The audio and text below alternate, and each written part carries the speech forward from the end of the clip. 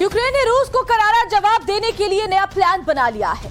इसके लिए यूक्रेनी राष्ट्रपति जेलेंस्की ने नाटो देशों से और अधिक हथियारों की मांग की है। यूक्रेनी सेना ने दावा किया है कि वो रूस को अपनी जमीन से खदेड़ सकते हैं। हालांकि इसके लिए नए हथियारों की जरूरत है। यूक्रेनी सेना ने यह भी दावा किया है कि रूस नए सिरे से हमला करने का प्लान बना रहा है। नाटो देशों ने भी यूक्रेन को कई तरह के मेन बैटल टैंक, बख्तरबंद गाड़ियां, तोप, मिसाइल और गोला बारूद देने का ऐलान किया है। बावजूद इसके यूक्रेन को डर है कि यह पुतिन को पूरी तरह से हराने के लिए पर्याप्त नहीं हो सकता। मगर अब कुछ ऐसी खबर आई है जिससे यूक्रेन का पाला फिर से मजबूत होता दिख रहा है। रूस और यूक्रेन युद्ध की दिशा तय करने वाली बहुत बड़ी खबर आपको बताते हैं। तो बड़ी खबर यह कि अमेरिकी कंपनी यूक्रेन को $1 में घातक ड्रोन देगी। तो ये बड़ी खबर आपको बताएं, सिर्फ $1 में ये घातक ड्रोन दिया जाएगा। यूक्रेन को 2 MQ-9 रीपर ड्रोन दिया जाएगा। अमेरिकी कंपनी ये ड्रोन देगी। ये ड्रोन यूक्रेन लाने के लिए $10 मिलियन खर्च होंगे, लेकिन लिया जाएगा सिर्फ $1। कंपनी मुफ्त में यूक्रेनी सेना को ड्रोन ट्रेनिंग देने को भी तैयार है, यानी किस तरीके से इस ड्रोन का इस्तेमाल करना है उसके लिए जो ट्रेनिंग है वो भी मुफ्त में ही यूक्रेनी सैनिकों को दी जाएगी। इस डील पर यूक्रेन, अमेरिका कुछ भी बोलने से बच रहे हैं। अमेरिकी कंपनी जनरल एटॉमिक्स देना चाहता है ये ड्रोन। यूक्रेन को ड्रोन देने के लिए बाइडेन की हामी का बस इंतजार किया जा रहा है और उसके बाद सिर्फ $1 में ये ड्रोन यूक्रेन को दिए जाएंगे। और चलिए आपको ग्राफिक्स के जरिए ये पूरी की पूरी डील क्या है ये बता देते हैं। कौन सी अमेरिकी कंपनी यूक्रेन को इतनी सस्ती डील दे रही है और अब डील फाइनल होने के लिए किस बात का इंतजार किया जा रहा है, चलिए आपको विस्तार से समझाते हैं। तो देखिए, $1 की जो ड्रोन डील है वो अमेरिका की कंपनी देने को तैयार है, सिर्फ $1 में ड्रोन। जी हाँ, घातक MQ-9 ड्रोन देने की तैयारी अमेरिकी कंपनी कर रही है यूक्रेन को, जिससे यूक्रेन की सैन्य क्षमता जबरदस्त तरीके से बढ़ जाएगी। $1 में ग्रे ईगल रीपर ड्रोन्स ये कंपनी यूक्रेन को देगी। इसके अलावा घातक हमले करने में सक्षम रीपर ईगल ड्रोन है जो इस युद्ध में यूक्रेन के लिए बड़े हथियार साबित होंगे। लंबी दूरी तक उड़ान भरने में सक्षम है दोनों ड्रोन। हम आपको इसकी खासियत भी बता रहे हैं कि ये कितने ज्यादा मददगार यूक्रेन के लिए आगे हो सकते हैं अगर ये ड्रोन उन तक पहुंचते हैं। कौन सी कंपनी है? जनरल एटॉमिक्स एरोनॉटिकल, ये अमेरिकी कंपनी है। जनरल एटॉमिक्स एरोनॉटिकल, यही कंपनी ड्रोन देने वाली है यूक्रेन को। यूक्रेन को ड्रोन लाने का इंतजाम करना होगा। हालांकि ये भी बड़ी खबर आपको बता दें, अमेरिका से ड्रोन लाए कैसे जाएंगे, क्योंकि ड्रोन लाने पर $10 मिलियन का खर्च होना है। ऐसे में यूक्रेन को यह भी देखना होगा कि कैसे लाया जाएगा। मेंटेनेंस पर सालाना $8 मिलियन का भी खर्च है। तो ये तमाम जो बातें हैं अब इस डील के फाइनल होने के बाद ही और ज्यादा साफ हो पाएंगी। लेकिन कंपनी को जो बाइडेन की हामी का इंतजार है। $1 की जो ड्रोन डील है वो अब आगे बढ़ती हुई नजर आ रही है। और हमारे साथ डिफेंस एक्सपर्ट मेजर जनरल के सिन्हा इस वक्त जुड़ गए हैं। सर, रूसी ड्रोन्स का कहर हमने देखा है, क्या उसके बाद यूक्रेन ने ड्रोन से यह पलटवार की तैयारी की है? क्योंकि ये कहा जाता है कि अब जो नया तरीका है युद्ध का और उसे जीतने का, उसमें एक ड्रोन की सबसे अहम भूमिका नजर आती है। जय हिंद श्वेता। देखिए, ड्रोन्स वॉरफेयर आज के जो हाइब्रिड वॉरफेयर का एक बहुत बड़ा हिस्सा हो गया है और वो निर्णायक हो गया है कि आप तरह से बैटल को किस स्टेज पे ले जाते हैं।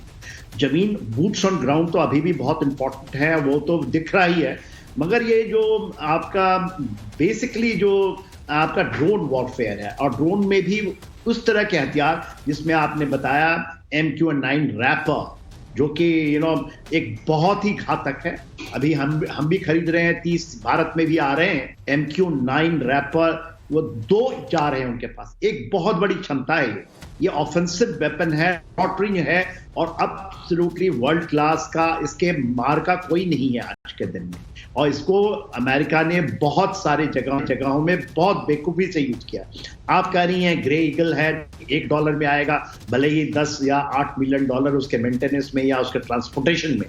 तो देखिए, ये जितनी भी कंपनियां हैं और आपने नाम जो लिया, जो जनरल एटॉमिक एरोनॉटिकल इनकी कंपनी है, ये जो कंपनी है वहां पर देखिए वो मिलिट्री कॉन्ट्रैक्टर्स हैं।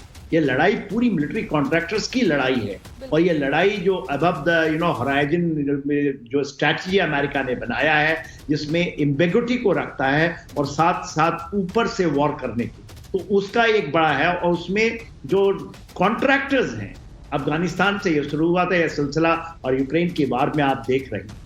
अभी वो केवल ये कहता है कि इसको ले जाने के लिए उसकी मेंटेनेंस, तो ये कॉन्ट्रैक्टर्स उनको प्रोवाइड करते हैं मैन पावर भी, जो कि एब्सोल्युटली रैपर ड्रोन को उड़ाने के लिए आप 6 महीने में नहीं ट्रेनिंग कर सकते, या आप 2 महीने में, या जितनी जल्दी से, उसके लिए बहुत बड़ी तकनीकी है। और ये जो ड्रोन के जितने ऑपरेटर्स हैं, बड़े मात्रा अमेरिकन के जो वेटरन्स हैं वो अवेलेबल हैं।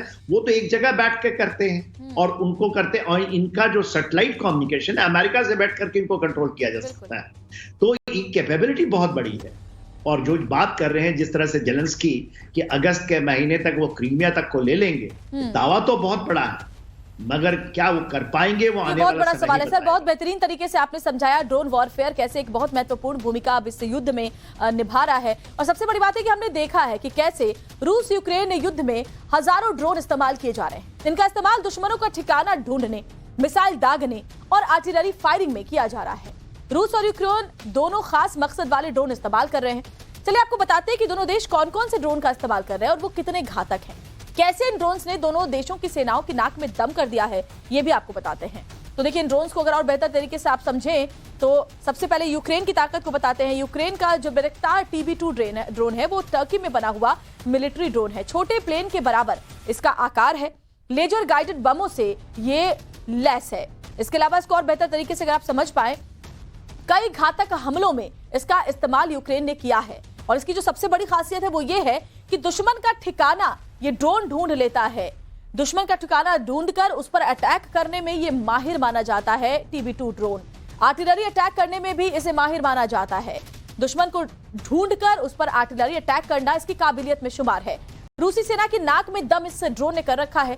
कई युद्ध का रुख भी ये जो TB2 ड्रोन है ये मोड़ चुका है। तो ये मैं आपको दिखा रहे हैं। इसके अलावा चलिए आगे बढ़ते और बात करते हैं रूस के ड्रोन ताकत की। तो सबसे पहले बात होगी, अगर रूस के हम ड्रोन की ताकत की बात करें तो शाहिद 136, जैसा कि आप जानते हैं ईरान में बना यह आत्मघाती ड्रोन है।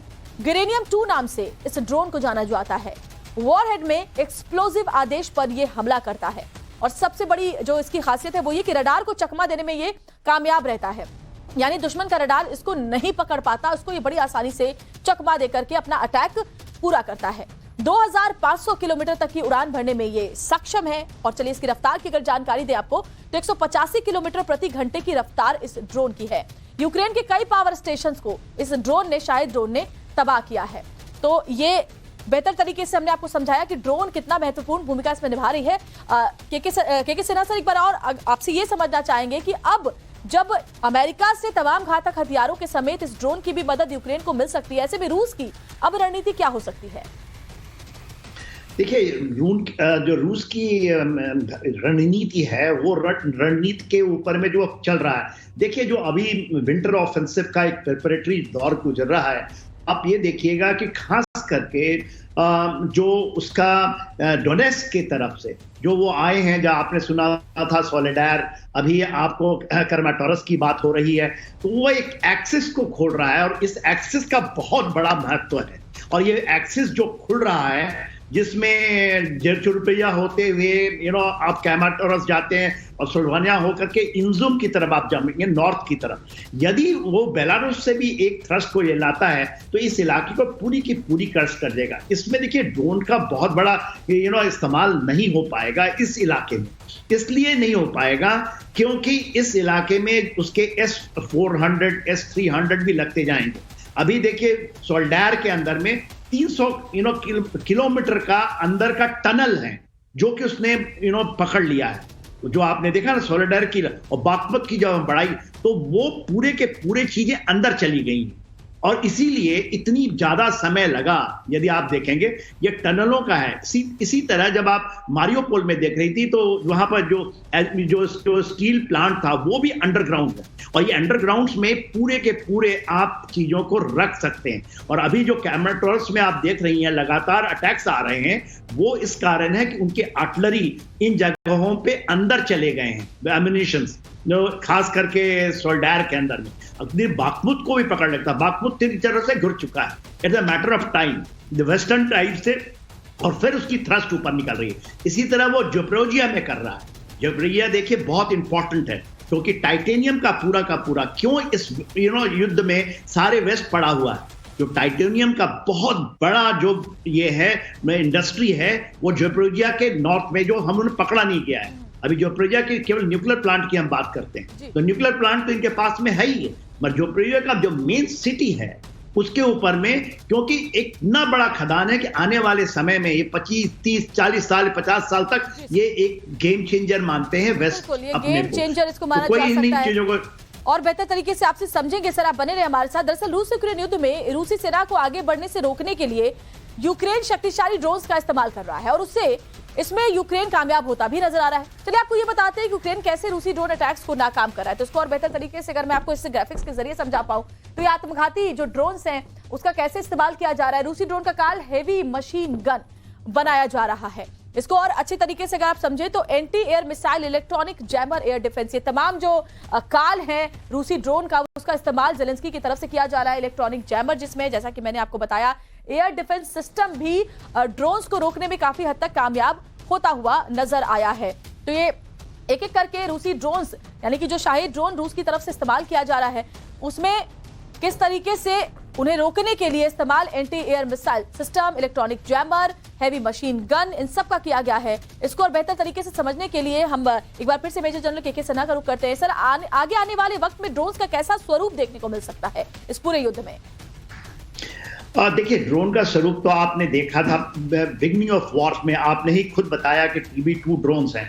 ये TB ड्रोन जो टून है वो टर्की के ड्रोन्स हैं और बहुत बड़े, बहुत शुरू में बैटल में इन्होंने कामयाबी दिलाई, मगर अभी टर्की इनको दे नहीं रहा है।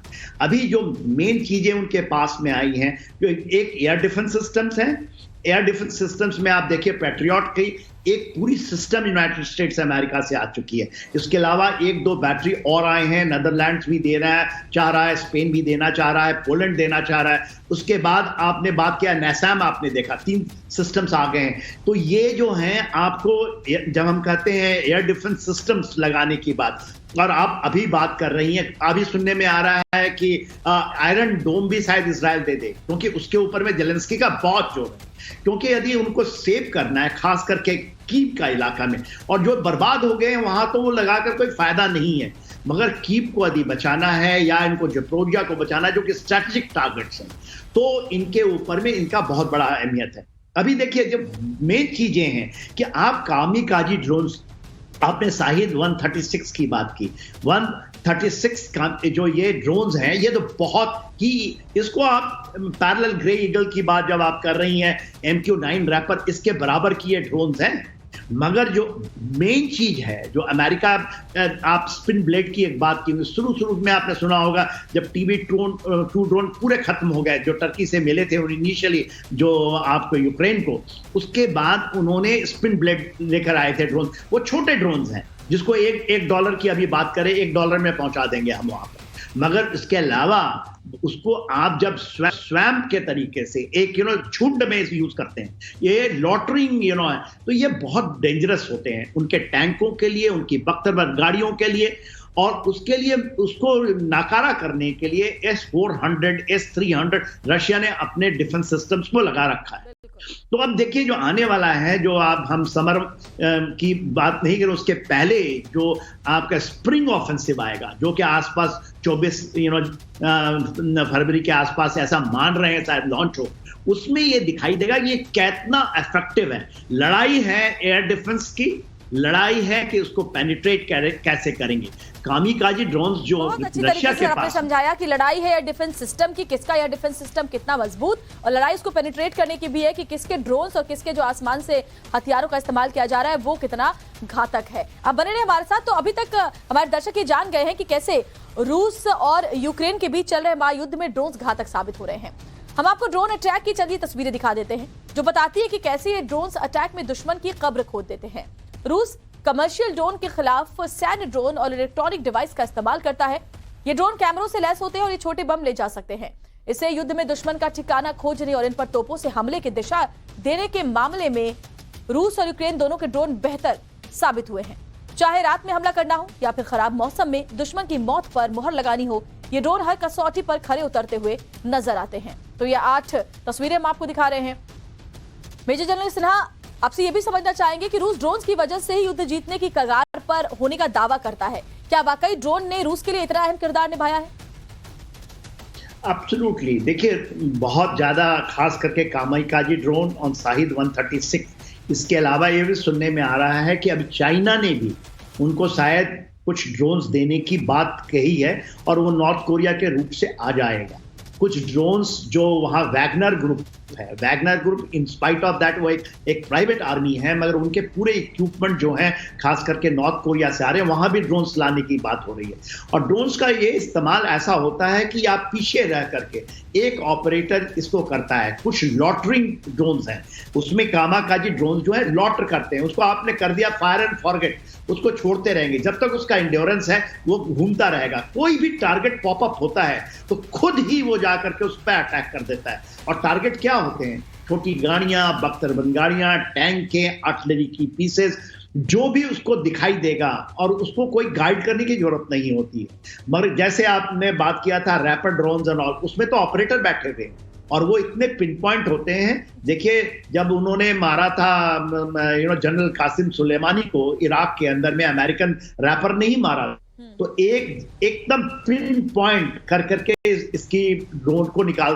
तो ये यदि उनके पास 2 आ रहे हैं तो बहुत बड़ी कैपेबिलिटी आ रही है। और ये ऑफेंसिव वेपन में इसको मान के चलेंगे, रशिया का रिट्रीब्यूशन बहुत ज्यादा होगा और रशियंस इस पोजीशन में पहुंच चुके हैं। क्योंकि देखिए लड़ाई तो यूक्रेन की धरती पे हो रही है ना, तो रशिया के पास में यूक्रेन का ये मानना है, जेलेंस्की ये चाहते हैं कि उनकी रेंज बढ़ाई जाए और इसलिए रैपर्स की मांग हो रही है।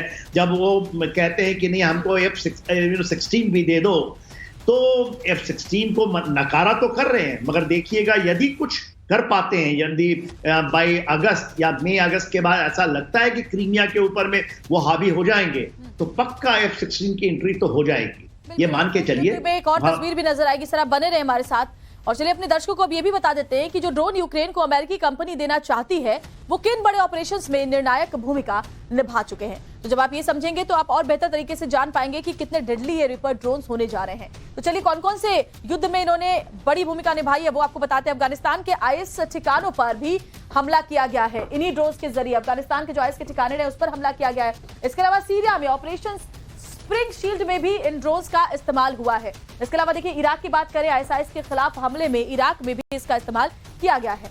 अर्मीनिया की बात करें, अजरबैजान की जीत में भी एक बड़ी भूमिका इन ड्रोन्स ने निभाई है। वहीं लीबिया में जहां हफ्तार की विद्रोही सेना पर भी इन्हीं ड्रोन्स का इस्तेमाल करके वार किया गया। यानी कि ये ड्रोन जो है तमाम इन बड़े जो युद्ध हुए हैं, जो बड़े अटैक्स हुए हैं, उनमें इस्तेमाल किए जा चुके हैं। अजरबैजान की जीत की बात हम कर ले, आईएसआईएस के खिलाफ हमलों की बात करें, इराक में हर जगह इनका इस्तेमाल किया गया है डेडली रिपर ड्रोन्स की।